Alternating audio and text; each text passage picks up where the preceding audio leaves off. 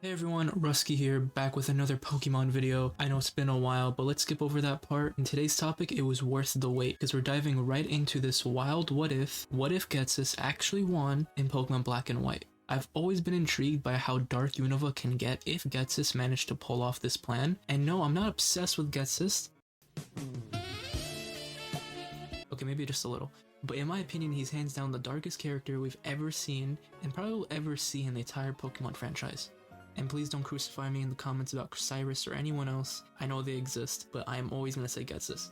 So without further ado, let's get into this alternative world where Ghetsis goes beyond Pokemon liberation to become the true ruler of Unova. First up, let's talk about the huge impact on society.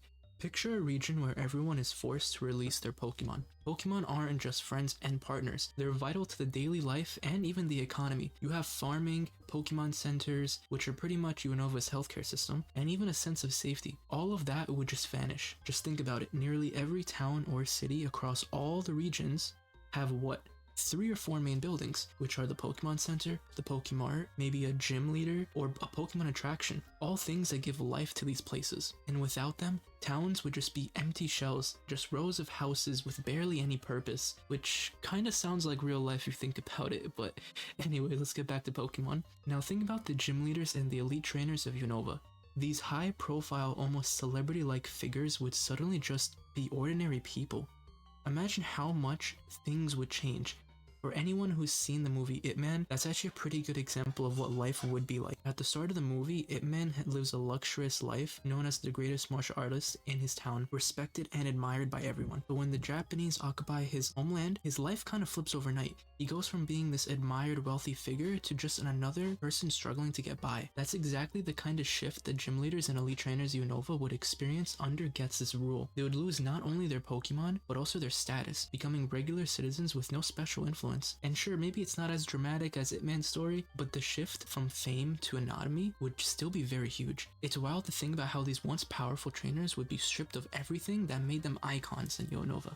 Let's fast forward a little bit more. Ghetsis' true motive would eventually become crystal clear. The whole Pokemon liberation idea was just a cover, and people would start to see that he's still very much in control of his own Pokemon, along with the Team Plasma Grunts who also kept theirs. But Ghetsis, being the ultimate manipulator, wouldn't just take it by force. He'd still make most people of Unova believe that liberating Pokemon was the right thing to do. And without realizing it, people would start to accept the strict class divide in society. Only those aligned with Ghetsis and Team Plasma would be allowed to keep their Pokemon. In other words, anyone who wanted to keep their Pokemon would have to pledge loyalty to Team Plasma, sacrificing their personal values in the process. Meanwhile, trainers who resisted, like Hilda or Hilbert, your main characters from the Pokemon games, Bianca, Elder, and others would just be labeled as terrorists by Ghetsis.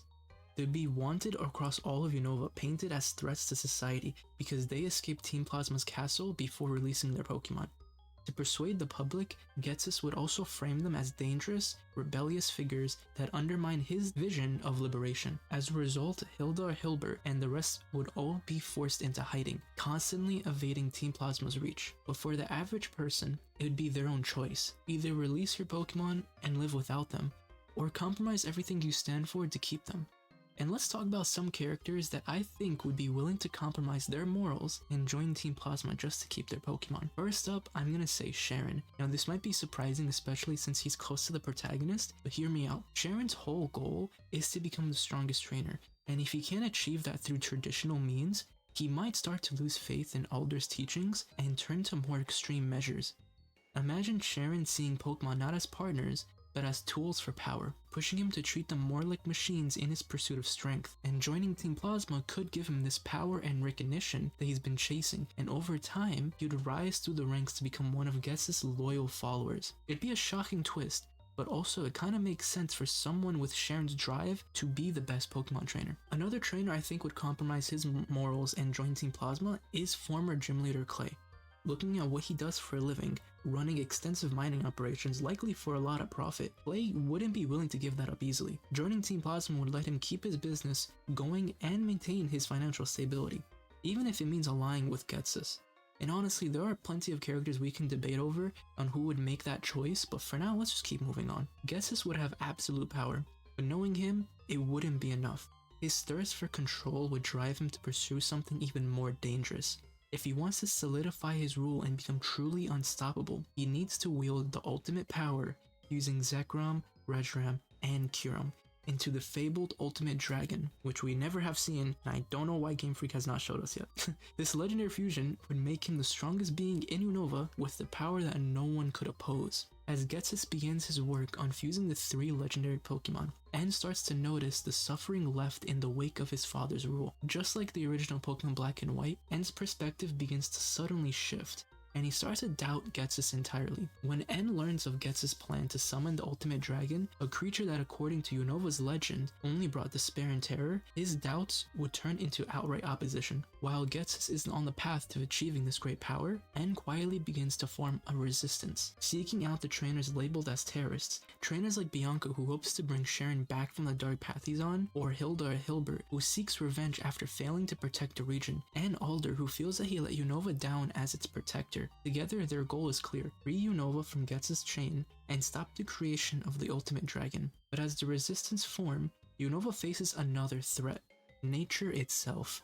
Without a balance between trained and wild Pokemon, the ecosystem will become chaotic. This would be like the wild environment that we have in Pokemon Legends, Arceus, where aggressive Pokemon like Alpha Pokemon can take over, claiming territories outside the safety of towns and cities. With more Pokemon becoming territorial and aggressive, it would make the regions, cities, and towns very dangerous, distracting people and forcing them to focus on survival.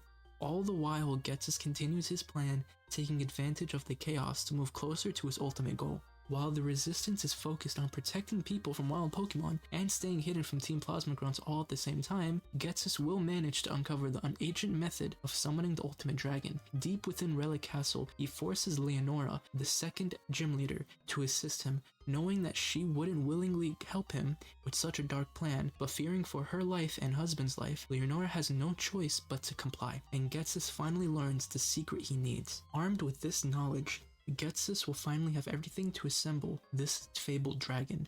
He brings a group of loyal trainers and heads to the Dragon Spiral Tower. There he reveals everything to N, boasting about his plan to control the legendary dragon and to dominate Unova once and for all. But N, who's still playing the role of a loyal follower, sees this as his final chance.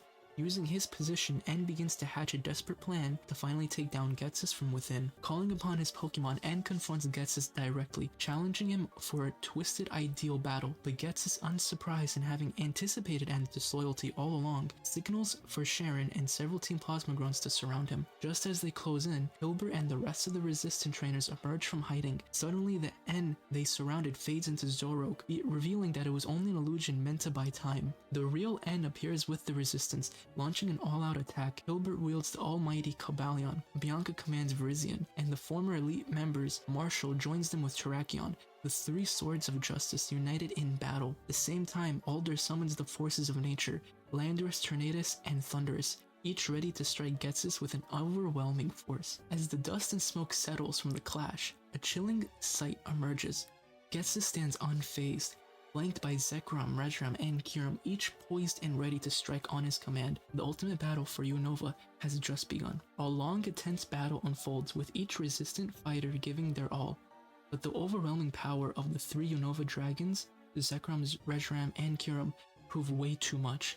One by one, the resistance Pokemon fall, unable to match the combined strength of Ghetsis' legendary trio. Seeing victory within his grasp, Ghetsis laughs, savoring his triumph over everything that dared to stand in his way. Seizing the moment, he channels the energy of all 3 legendary Pokemon and forces them to fuse into a single monstrous creature, the Ultimate Dragon, a fire, electric, and ice type dragon that embodies raw elemental power. But just as Ghetsis begins to be happy over his success, his victory is shattered. The Ultimate Dragon, unstable and filled with uncontrollable rage, refuses to heed any Ghetsis commands. Acting erratically, the creature spirals into chaos, blasting fire, lightning, and ice, demolishing the tower pillars and tearing apart the surrounding structures. As debris rains down, Sharon comes to a shocking realization of what he's helped unleash. In a moment of redemption, he throws himself in front of Bianca, pushing her out of the way of falling rubble, only to be crushed beneath it himself. The tower begins to collapse entirely, and in the panic, only a few manage to escape the devastation alive. After the dust settles, Ghetsis and N finds themselves alone, face to face amid the wreckage with the ultimate dragon rampaging uncontrollably around them. Ghetsis' confident facade falters as he realizes that he's lost total control, his own creation spiraling beyond his grasp. With desperation etched on his face, Ghetsis tries to regain control, but the ultimate dragon lashes out. Driven by pure instinct and chaos, N steps forward, his resolve strengthened. He reached out to the dragon, attempting to calm its fury, speaking softly, appealing to the fragmented spirits of Zekrom, Reshiram, and Kyurem within it. Against all odds, the dragon seems to respond in N's genuine compassion. Its wrathful eyes soften for a moment, but Ghetsis, unwilling to relinquish his power, lunges at N, enraged by his own failure. A fierce struggle ensues, with N narrowly dodging Ghetsis' attack, but in the process the ultimate dragon is driven further into turmoil, its energy fluctuating wildly. Realizing the danger of leaving the ultimate dragon unchecked, N makes a final selfless choice. He pleads with the dragon to channel his power one last time, directing it all at Ghetsis. With a piercing roar, the ultimate dragon unleashes a final devastating blast, obliterating Ghetsis and vanishing in a brilliant burst of light. As its fragmented spirits separate, each returning to their respective forms, Reshiram, Zekrom, and Kyurem. As the light fades, N collapses in exhaustion, but alive. The resistance, battered and broken, gathers around him. Though they've lost friends and allies, they now know that Ghetsis' reign has finally come to an end. Unova, scarred but free, begins to rebuild. N dedicates himself to healing the wounds of the region, vowing to restore the balance between humans and Pokemon with the newfound wisdom and humility. Damn, I really got carried away with that ending. I know it might come as a little dramatic, but I couldn't stop thinking of ideas for how this story could wrap up. Part of me wanted to leave it with Ghetsis winning, but honestly letting evil win twice just felt a little boring. So this was my version of what could have happened if Ghetsis had actually succeeded at the end of Pokemon Black and White. And I love to hear what you guys think about it in the comments. Do you agree with how I wrapped it up, or maybe you would have taken a different direction? Either way, drop your thoughts below. I would love to see your takes. And if you enjoyed this video, please leave a like, and who knows, I might do more what if scenarios for other team leaders in the Pokemon series. But as always, thank you for watching, and I'll catch you next time. Peace.